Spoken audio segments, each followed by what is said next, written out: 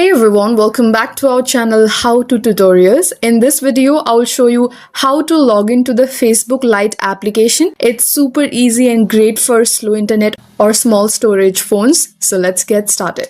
First, open the Facebook Lite app on your phone. If you have not installed it yet, go to the Google Play Store or App Store, search for Facebook Lite and install it. Once the app is open, you will see two empty boxes. In the first box, enter your email address or phone number.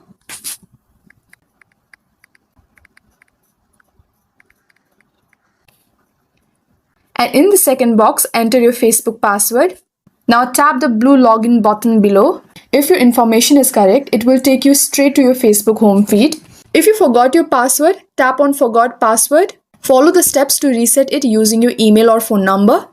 And that's it. You'll now be able to log into your Facebook account. It's a lightweight app that runs smoothly even on low internet or good budget phones or budget phones. If this video helped, don't forget to like, subscribe, and let me know in the comments if you want more Facebook Lite tips. Thanks for watching, and I'll see you in the next one.